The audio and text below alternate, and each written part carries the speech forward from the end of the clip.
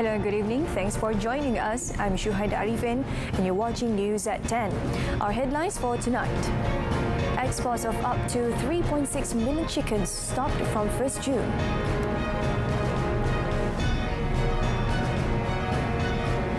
More than 6,000 HFMD cases reported in Klang Valley since March.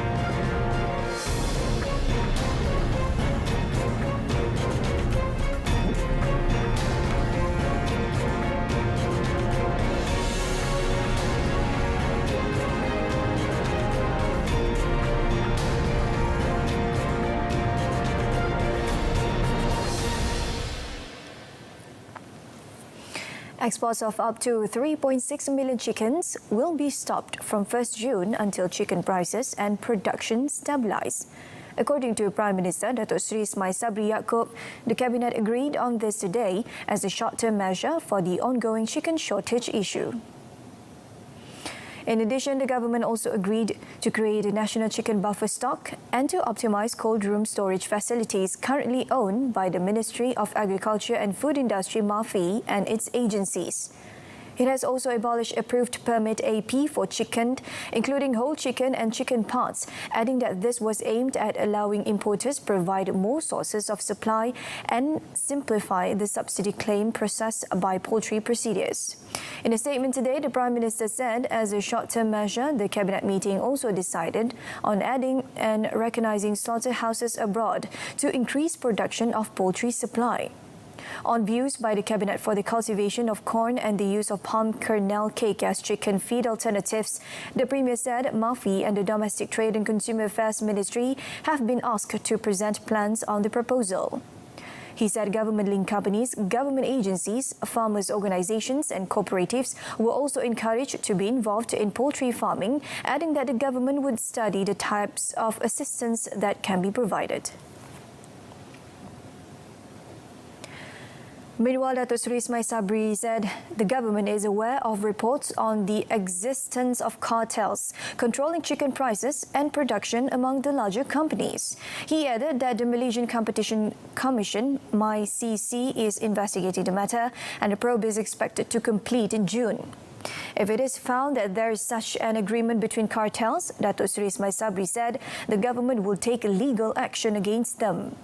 The Prime Minister said the government at the same time will reduce the role of middlemen who manipulate supply and prices, adding that it will also reintroduce the War Against Middlemen campaign that was initially carried out in 2014 with the National Farmers Organisation NAFAS to take the lead role. Players in the country's poultry industry are told to not continue with the chicken price game by reducing the supply of chicken in the market, as such an action is burdening the people. Deputy Minister of Agriculture and Food Industries too, Datuk Dr. Nik Muhammad Zawawi Saleh said there should not be any shortage of chicken supply in the market. Kerajaan dia kena bertegah benda ni sebab dia membabitkan rakyat. Dia membabitkan rakyat. Kita sangat prihatin dengan rakyat. Dan kerajaan takkanlah nak lepas subsidi, lepas subsidi, nanti satu masa dia tidak akan imbang dengan income kerajaan dengan perbelanjaan yang dibelanjakan. Dengan outcome ni. According to him, the ministry is also working with the Ministry of Domestic Trade and Consumer Affairs to investigate the matter. He hoped that players in the chicken industries could work with the government to help the people. Datuk Nik Muhammad Zawawi was met at a Hari Raya celebration hosted by the Terengganu Malaysian Fisheries Development Board (LKIM) in Kuala Terengganu today.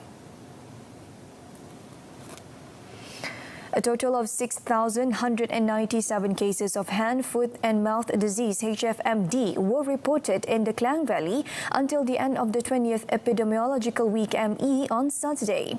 Federal Territory of Kuala Lumpur and Putrajaya Health Director Dr. Nur Aisyah Abu Bakar in a statement today said this is 14 times the number of cases within the same period last year. According to her, only 403 cases were reported in the same period last year. Dr. Nur Aisyah explained that the department also saw a 13-fold increase in the number of cases classified as an outbreak compared to the same ME last year. She said the HFMD situation was worrying in Kuala Lumpur and Putrajaya since mid-March. Dr. Nur Aisha advised parents to refrain from sending their children to public places if they have symptoms of HFMD, such as ulcers in the mouth, rash or blisters on the hand and feet. She also advised parents or guardians of children who show signs of HFMD infections to visit a clinic immediately for consultation and treatment. She added that the kindergarten teachers should also monitor children who are exhibiting symptoms and stop them from entering the premises where they would interact with other children. There has been a sharp increase in the number of hand, foot and mouth disease HFMD cases in Labuan, with 443 cumulative cases recorded in the first 5 months of this year compared to only 7 cases in the same corresponding period last year. Labuan Health Department Director Dr. Ismuni Buhari, however, said no deaths or serious HFMD cases have been reported so far. Describing the situation as worrying, he said 18 clusters were also recorded during that period. Dr. Ismuni said despite the spike in the number of HFMD cases in Labuan, the situation was still under control, with strict monitoring being carried out by his department enforcement personnel on kindergartens, nurseries and primary schools. He said the 443 reported cases scattered in all 5 zones throughout the island. He noted that the 18 clusters involve residential areas, childcare centres, nurseries and kindergartens. The State Health Department Director added that HFMD is a seasonal disease which spreads through direct contact with an infected person, and his advice to parents is do not send their children with HFMD symptoms to schools. Last Wednesday, Health Director General Tan Sri Dr. Nur Hisham Abdullah said a total of 31,661 HFMD cases were recorded in Malaysia up to the 19th epidemiology week compared to 2,121 cases recorded in 2021 over the same period of time. Police arrested a Myanmar national for attempting to kidnap a 4-year-old boy from the compound of the child's house at Batu Tiga, Jalan Gambang, Kuantan yesterday. Kuantan District Police Chief ACP Wan Muhammad Zahari Wan Busu said the attempt by the 30-year-old suspect was foiled by members of the public who chased him upon hearing the screams of the child's mother and then handed him over to the police. He said according to the child's mother, the suspect approached her house while she was outside watering her plants while her son, the youngest of 7 siblings, was playing in the house compound. The suspect was said to have covered the boy's face with a white cloth and was able to flee with the boy about 200 meters away before he was apprehended by the public. The victim is reported to have not suffered any injuries, while the suspect is believed to have entered the country illegally 3 months ago.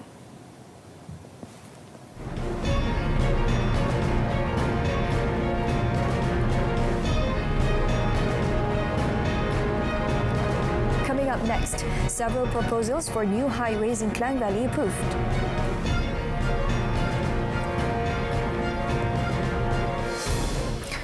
The government has approved proposals from the private sector for the construction of new highways, including around the Klang Valley. Senior Works Minister Datuk Seri Fadilah Yusof today said they were among several proposals that the government had received for the construction of highways to address the problem of traffic congestion. Speaking to reporters at the Works Ministry Hari Raya celebration, Datuk Seri Fadilah said the other proposals are still under consideration. Dan kita sedang meneliti, termasuklah dalam Lembah Kelang. Kita juga sedang meneliti, ada yang sebahagiannya telah diluluskan dan diharapkan dengan kelulusan ini nanti bila mereka dah patuhi segala keperluan dan syarat ditetapkan, kalau dibina nanti diharapkan hubung jalinan antara jalan dalam wilayah persekutuan khususnya ataupun the Greater Klang Valley dan juga keseluruhannya dalam Malaysia ini akan bertambah baik. However, he said there was no guarantee that these new highways would alleviate the traffic congestion due to the increasing number of vehicles on the road. He added that the government would continue to invest in public transportation, such as the MRT and LRT, to ensure alternative forms of transportation are available to the people. Kuala Lumpur City Hall, DBKL, has appointed the Public Works Institute of Malaysia (IKRAM) as an independent consultant to identify the real cause of the structural movement of the contiguous ball pile wall at the project site of a serviced apartment block in Jalan Selangat Ceras early yesterday. Mayor Datuk Seri Mahadi Cik Ngah said for now, DBKL has issued an immediate stop work orders to the developer with only repair work allowed until the site is safe. He said the developer has also been instructed to carry out immediate work on reinforcing the retaining wall with earth beams and concrete blocks. Datuk Seri Mahadi said IKRAM will also monitor the reinforcement work on the retaining wall, including reviewing the wall design provided by the developer's consultant for the entire development. Pihak maju dia kendaki mengarahkan juru perundingnya untuk menyemak semula reka bentuk tembok penahan di keseluruhan tapak projek ataupun terajak tapak pembangunan. Dan pemaju juga diminta mengemukakan cadangan penyelesaian kekal ataupun permanent solution bagi mengatasi isu-isu di tapak pembangunan. In the incident yesterday, two-storey terrace house that was still under renovation collapsed, while the occupants of 6 other nearby houses were ordered by the Fire and Rescue Department to evacuate as a safety precaution. All residents involved have moved to nearby hotels and the contractor will bear their accommodation costs. The Perak State Government said that a rare earth project identified as lintonite in Hulu Perak is expected to boost its revenue. Menteri Besar Datuk Seri Sakrani Mohamad said the state government had received approval from the Department of Environment (DOE) through the Environmental Impact Assessment (EIA) report last week to implement the pilot project. Kita bersetuju untuk di negeri Perak ni diadakan pilot project yang dibuat di tanah SADC di Hulu Perak dan kita telah pun melalui semua proses termasuk mendapatkan kelulusan EIA. Cuma sekarang peringkat syarikat yang diberi tanggungjawab itu akan menggunakan kelulusan itu untuk buat pilot project sama ada nak mengesahkan itu radioaktif atau bukan radioaktif. Jika ia bukan radioaktif, bermakna kita akan dapat sumber baru. Itulah lintonite. The Menteri Besar noted that the new resource is expected to be better than tin ore and could be used in technologies such as telephones, watches and electrical goods. Meanwhile, Datuk Seri Sakrani, while visiting Sekolah Kebangsaan Juliang, said the school needed a new building to replace the old one built in 1954 and has sustained damage throughout the years, adding that the Public Works Department has also confirmed that the building was unsafe. He said an allocation of 1.5 million ringgit is needed to build a 2-storey building which would consist of a hall, classrooms and an office. International traffic at Malaysia Airports Holdings Berhad's Malaysia Airports local networks of airports has increased by 53% following the border reopening on 1st April this year. The group, which manages and operates 39 airports in the country, said it had recorded an average of 23,000 international passenger movements daily, with traffic peaking at above 30,000 during the recent long Aidilfitri festive break. Elaborating further through a statement released today, Malaysian airports said that a total of 2.78 million passengers were recorded for Malaysia in April, with domestic passenger movements totaling 2.13 million or 77%. Meanwhile, for both Malaysian and Turkish operations, the group recorded a total of 4.90 million passenger movements, a drop of 7.9% compared to March. According to Malaysia Airports, 5 airlines resumed 17 international routes last month, including Vietjet Air, Scoot, AirAsia, Thai AirAsia and AirAsia X. Its managing director, Dato' Iskandar Mizal Mahmud, meanwhile said that the Tioman Stallport TOD has resumed operations this month to serve SKS Airways Subang Airport TOD flight route. SKS Airways is currently the only carrier with a scheduled service flying on that route 4 times weekly. He added that Malaysia Airports Berhad will continue to work closely with their partner airlines to speed up the pace of recovery for both domestic and international sectors. MERS 999 application system. Getting emergency assistance is now easier. Save Me 999 Police connects the Malaysian public to the police. Save Me 999 Deaf for those with hearing or speech impairments. And Save Me 999 Blind for those with visual impairments. Download now for free on your smartphones. MERS 999 and applications make emergency calls easier.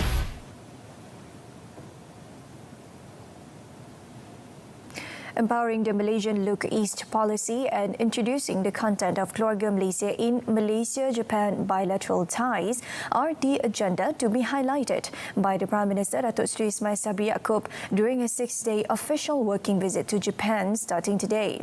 The visit also marked the 40th anniversary of Malaysia's Look East policy, which has brought about a huge impact in strengthening the bilateral ties between Malaysia and Japan. The Prime Minister is scheduled to meet with his counterpart Fumio Kishida, who was appointed as the Japanese Prime Minister in October last year. This will be the first physical meeting between the two Prime Ministers. Malaysian Embassy Interim Charge d'Affaires Nur Azam Muhammad Idrus said, among the matters to be discussed during the Friday meeting were the Malaysia-Japan bilateral ties, including cooperation related to the COVID-19, reopening of borders and the setting up of Subaka University in Malaysia. During the meeting, both leaders would also witness the signing of 3 memorandum of cooperation between Malaysia and Japan, involving cooperation on aircraft industry, cooperation on a basic framework for foreign human resources and skilled worker, and cooperation in the field of youth and sports. The Prime Minister is also scheduled to deliver a keynote address at Nikkei's 27th International Conference on the Future of Asia in Tokyo. Beliau dijangka akan membangkitkan isu-isu termasuk meningkatkan integrasi ekonomi serantau, memperkasakan mekanisme rundingan dan kerjasama dalam menangani perubahan iklim dalam ucap tama beliau.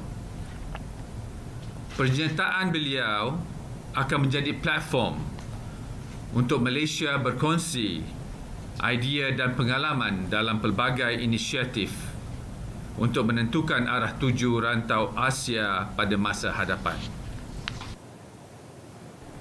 Datuk Seri Ismail Sabri will also hold meetings with corporate leaders and businessmen from several leading companies in Japan to lure more foreign direct investment to Malaysia and strengthen the bilateral ties between Malaysia and Japan.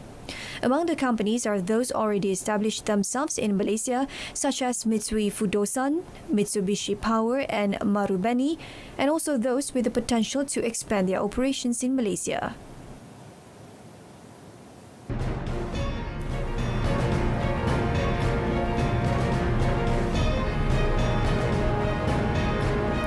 Coming up in sports, a decent showing that leaves room for further improvement. Stay with us.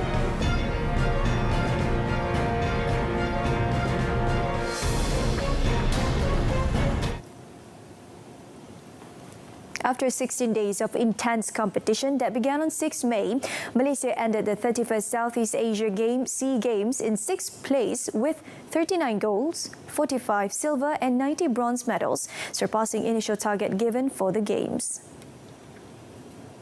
All athletes and coaches should be congratulated for their hard work and dedication as they strove to achieve the medal goal under the guidance of Chef de Mission Datuk Nur Azmi Ahmad.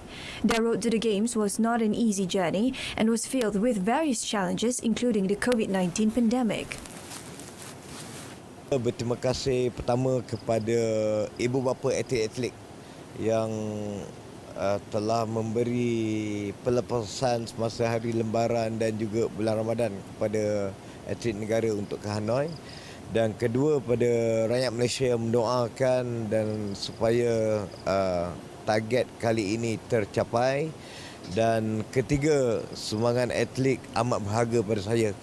Datuk Nur Azmi added, from the 36 gold medal target, only 11 sports achieved their targets, while 6 sports failed, as he summed up the national contingent's performance at the Games. Alright, so that's it from us this evening in our top story. Exports of up to 3.6 million chickens stopped from 1st June. Join us for updates at noon at 12:30 tomorrow. I'm Shuhaida Arifin. Thank you for watching.